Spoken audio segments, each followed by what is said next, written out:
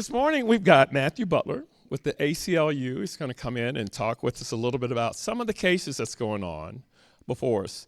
You know, if you're like me, one of the things that's really standing out and slapping you in the face right now is how much freedom of speech ain't free, right?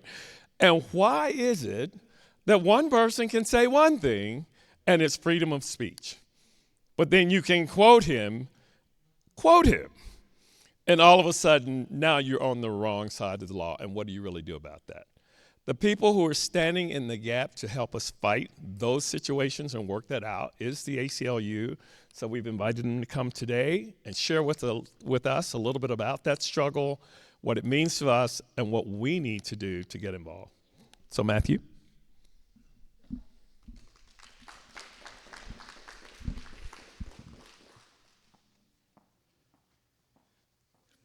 Good morning, everybody, and thank you. Oh, gosh. Or maybe you don't. Is that better? Okay, great. Good morning, everybody, and thank y'all for having me this morning. Come in. You know, we do live in some interesting times, and the freedom of speech is certainly under attack here in this country. And I like what you said, what is free for me might not be free for thee.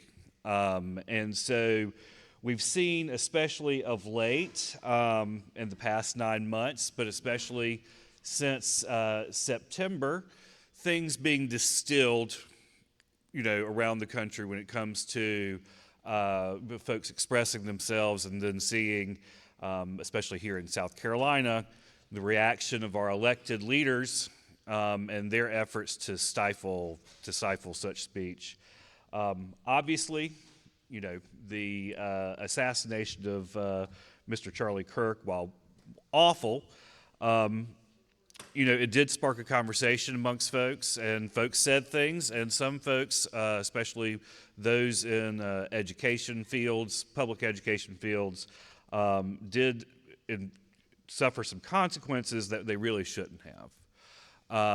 You know, it's also really important to note that, you know, in the context of free speech, that, you know, when we talk about our rights to say something, it's not that our neighbors can't say something back to us or have some sort of social punishment against us, but it's that the government should not, that we have a right to speak freely. Our friends at the ACLU of Washington, D.C., and I did not bring enough copies of this morning, so I would encourage you to look up. They have a nice little PDF, a Know Your Rights PDF. It's designed for federal employees. However, it is absolutely applicable to anyone in state government, especially faculty members at our state-sponsored universities and folks in public education here. And, you know, the big question is, to what extent can the government take an action against you if you are an employee? The examples that we've seen recently at Clemson, USC, I know a couple of high schools, are the exact demonstration of what I would consider violative of folks' free speech.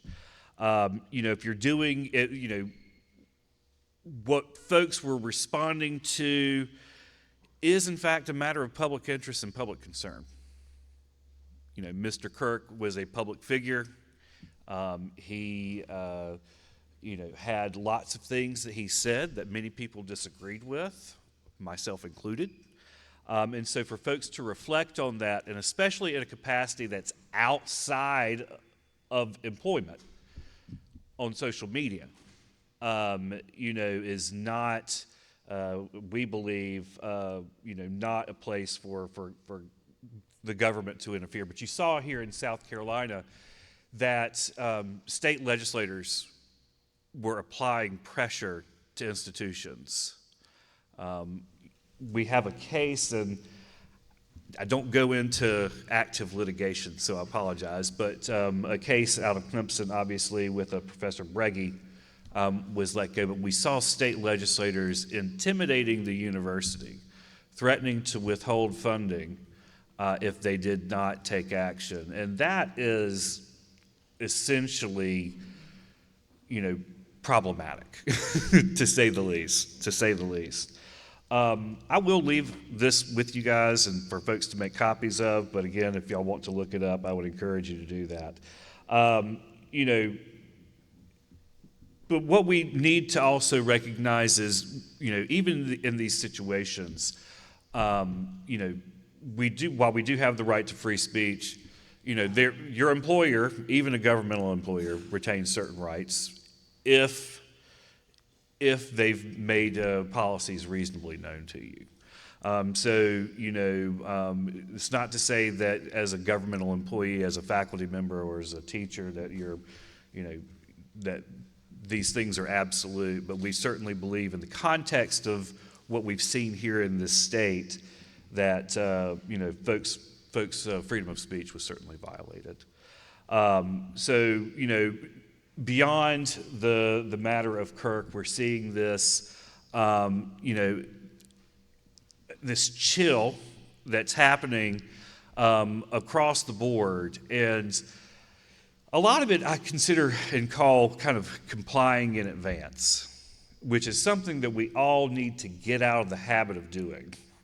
If you've seen in organizations, healthcare organizations, others that they're anticipating a law or a rule and then they start complying in advance, over compliance.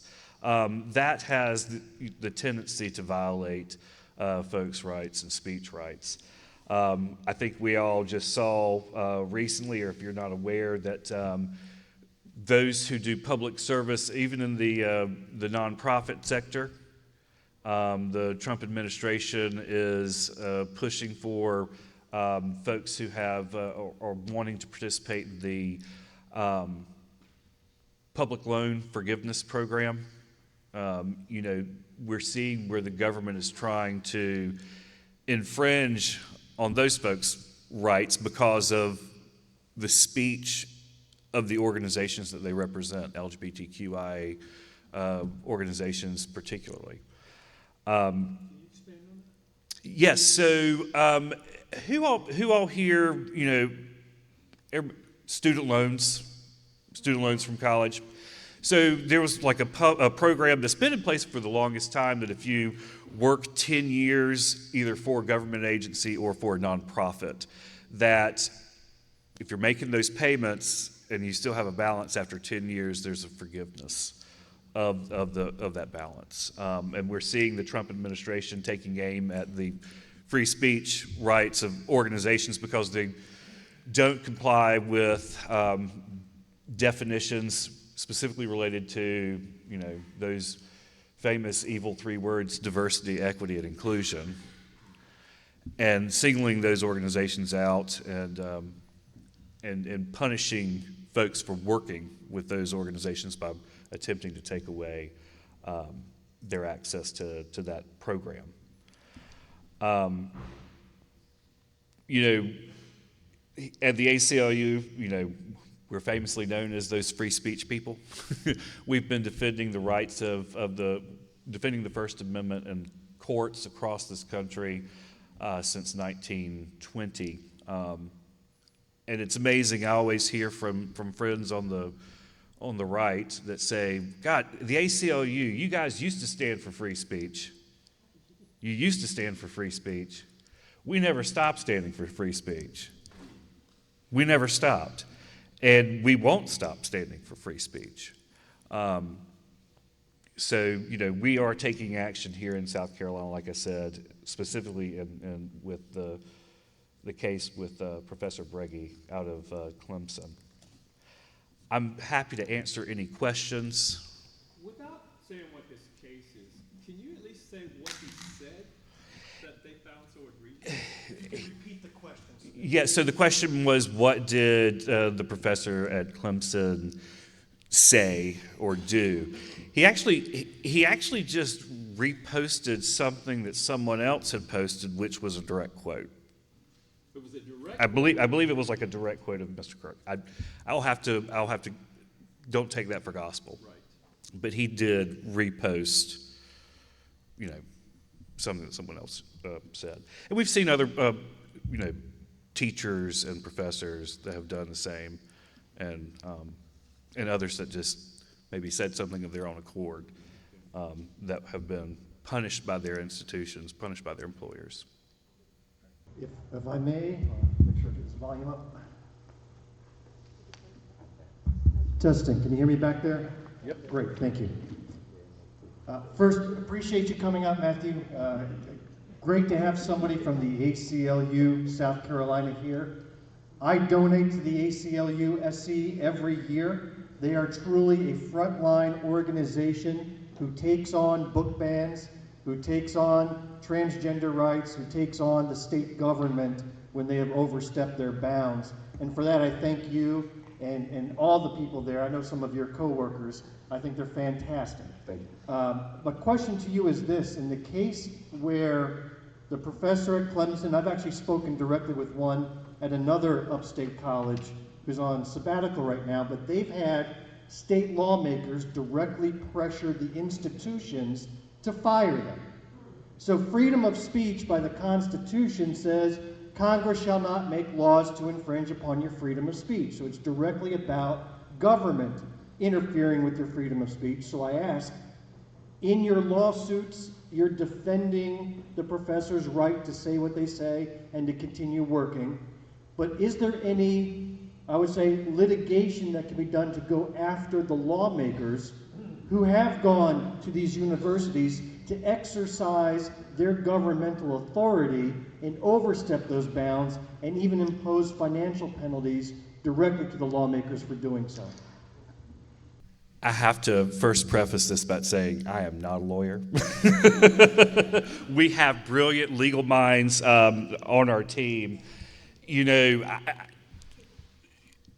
There is such a thing, and we've seen this before, and again, I'm not offering any legal opinion here. But even like several years ago, we saw after the first Trump administration and the election, I think one of the things that was raised by some folks, not successfully, I don't believe, was the idea of representatives' speech being protected under the notion of speech and debate. But that only applies when you're actually on the floor of the institution in question. I honestly do not have, I have to say, I'm sad to say I don't fully know, to what extent those representatives could be held personally liable, and to what extent, that is not something that we're particularly doing. And So if you could ask some of your lawyers. I will certainly ask some of them. Yeah. When you come back with your law degree. Any other questions? I've got a mic.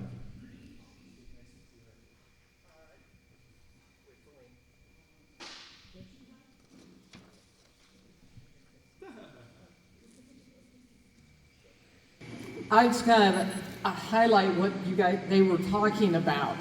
It has entered also in the two-year colleges. We had a situation with one of our, two math teachers. Stay in the microphone. One of our math teachers went upstairs to talk to the upper head with two attorneys with him. He came back down. He's still there. And I think probably the thing we have to realize is pressure we're getting at the 4-year, the 2-year, and I've heard it's starting to hit the school districts. It's not right, because I teach economics and political science, and sometimes in political science I trot across some flames in the floor to get them to think. And that's an important factor that we need to be supporting and making sure it's documented. Absolutely. Especially teaching political science, teaching history, any of the social sciences where it's going to involve, us, people. You can't escape you can't escape topics that could be considered sensitive. So, and to your question earlier, I actually do have, and it's a very long quote. Dr. Breggy did reshare, but the post that Dr. Breggy reshared actually was about abhorring violence, and he was discharged, related to that repost. I mean, it's wrong, and we'll be pushing back against it. Yes. Are you aware of the case with the professor at PC, Presbyterian College? That's who I was talking about. Yes, I know. Are you aware of that? Not personally. I apologize. I'm not personally aware, but PC is different. Yes, it's a private school. It's a private school. Yeah. There was pressure from a state legislator saying the funds would be cut out if you don't dismiss them, just like our bill said. That professor's on sabbatical right now. Yeah. They're not saying she's been terminated, but she's on sabbatical to wait the outcome. It's my hope that the folks at Presbyterian, especially the alumni and the donors, will remind this private institution that they're the source of funding for that institution and not state government, and push back against any state lawmakers, alumni or not, who attempt to use their influence and supposed authority over a private institution to try and force them to take action against anyone for speaking out. Any other questions? Donate. Yeah, yes, you can always visit us at www.aclusc.org, and you can donate. Thank you very much. You can also volunteer with us. We love to engage with folks, to invite you to Columbia to advocate at the State House. But also, we want to know what's going on here in Greenwood County, and if there's anything that happens with city council, county council, a school board, library board, anything here that you find concerning that you think might be violating civil liberties or civil rights of any individual or group, please let us know so that we can join you here in standing up for those actions. Yes, sir.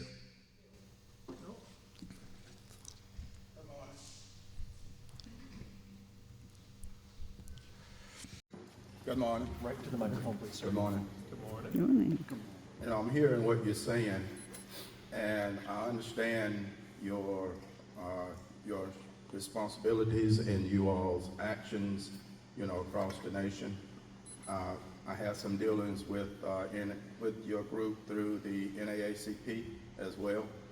But looking at our situation, so far as the king and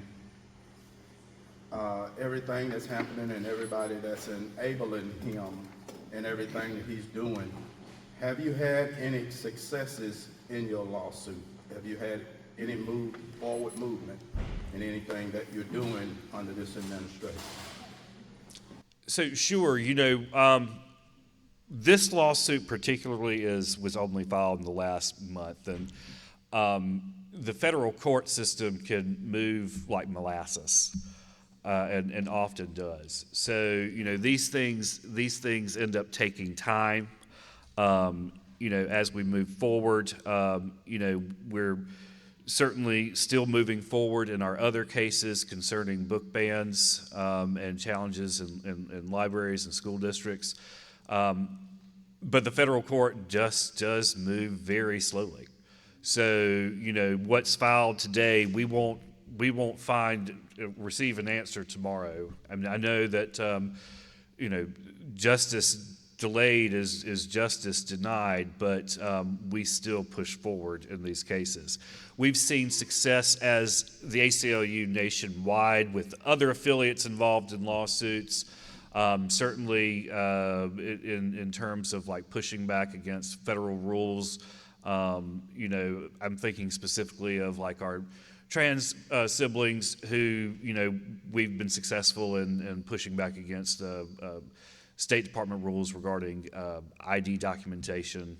But everything that happens, you know, this is not in a vacuum. Obviously, this stuff has been planned out for a while, but the ACLU has been just as steadfast in planning out opposition to what's being, you know, coming our way. But to that end, we also have to acknowledge, while the federal court system moves like molasses, there has been a change. And I think it's important for all of us to take stock and acknowledge that. The Supreme Court that we have today is not the Supreme Court of 2015 or 2016 or even 2019. You know, what we've seen lately is concerning, so we have to be very discerning about those cases that we're bringing. Because everything that you all do, it depends on the court system to give you success or non-success. But in the eyes of the king and the enablers, you know, is that really a viable? I guess it's the only option. But then the second question I'd like to ask, so you want to answer that one first? Well, so I mean, no, I mean, in the courts certainly have been and continue to be that kind of that backstop. Despite what we've seen in certain rulings that have seemed to expand his, at least the belief that he can continue to do more things. There certainly has been pushback from the courts. I mean, we just saw even yesterday with multiple courts pushing back against the administration regarding the release of the SNAP funds. You know, and we have to be aware that, you know, there's an issue here too with Congress. You know, Congress has a duty and has been ceding authority to the president, both in the previous administration and currently. And Congress, we need to elect congressional representation that wants to take the authority of Congress back. There's reason they're the first article. So the second question is, Given all the gun violence we're having in the country now, do you all have any, where you're pursuing anything about that, or is that not under your auspices? That's not really under, unfortunately, that's not something that's under the auspices of the ACLU.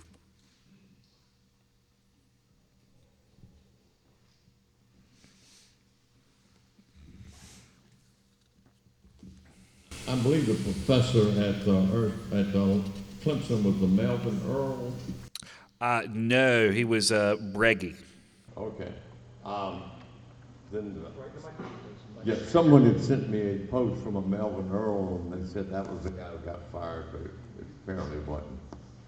And by the way, I tell all my conservative friends that the ACLU is truly a very conservative organization. It very seldom takes a position that doesn't involve getting the government out of your life. It's amazing how the definition of conservatism seems to have changed in the last decade. Because now they want to be.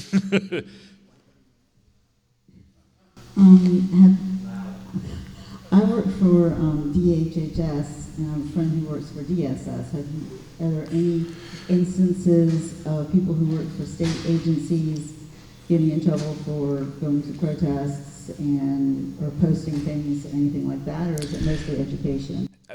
You know, those things that we're seeing, especially in the media, have been related to educators and education. On our website, and our legal team is very much reviewing this daily. We have a link that says share your story. And that share your story link is specifically for folks to let us know if their civil rights or civil liberties have been violated. It does not mean that we're going to take up everyone's complaint and turn it into a case. But it does allow us to see what trends are happening, things that we can kind of move around and see, where action can be done. So to that extent, I have not heard personally about any particular state employees, non-education, non-faculty employees being impacted so far.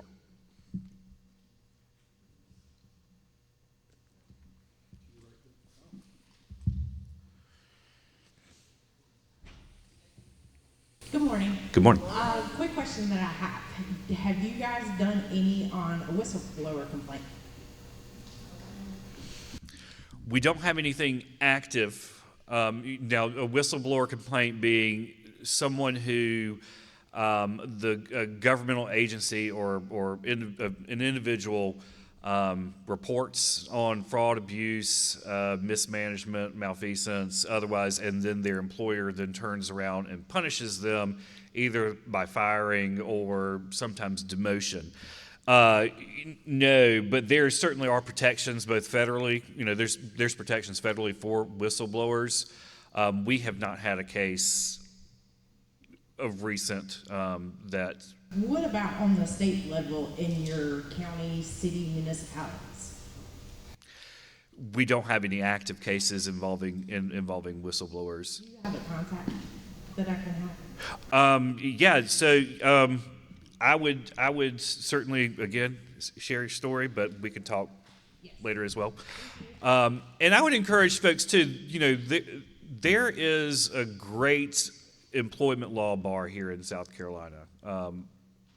In a previous life, I did insurance defense for the state. So I've seen cases that come up, and I know there's a lot of great lawyers out there that will take up cases if against a governmental entity, if you're employed with them and are wronged. So boy, we hope you have some whistles to blow.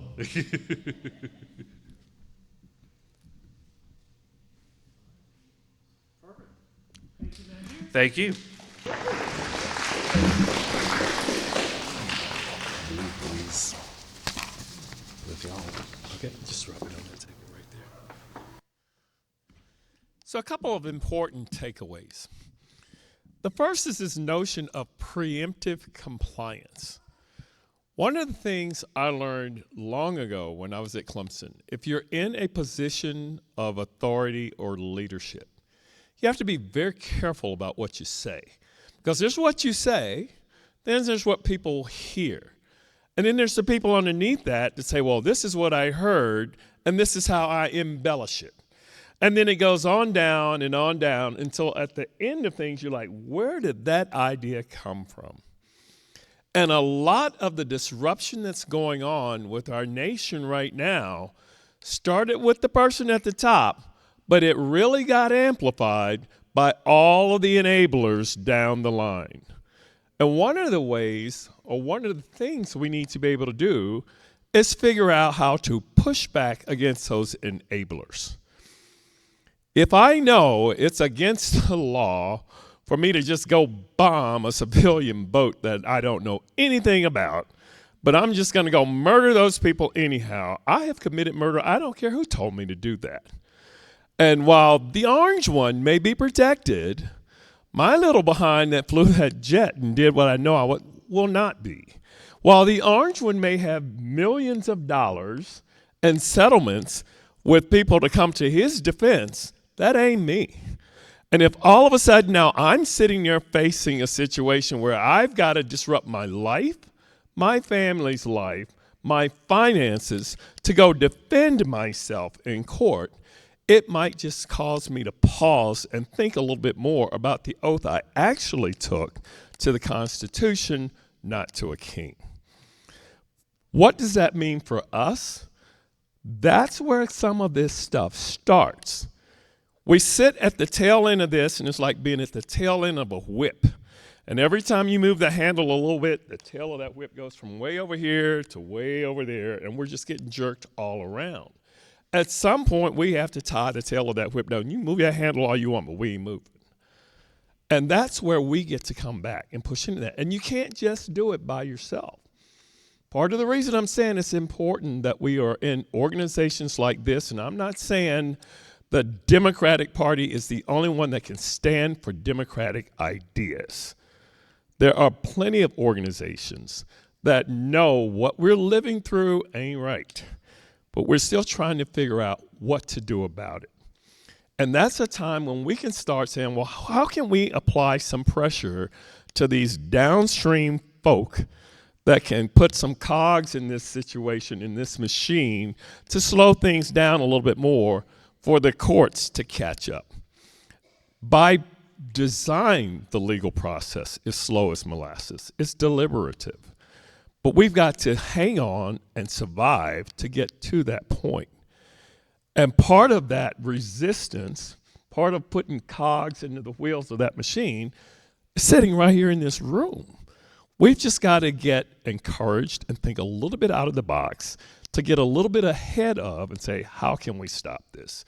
And I think a big part of that's going to be getting at some of those enablers. Food for thought.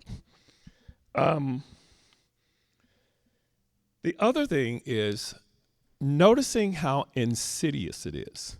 This whole campaign against DEI. You know, it started off with just those 3 words, and we're going to strike those policies and so forth. But now it's filtering its way down.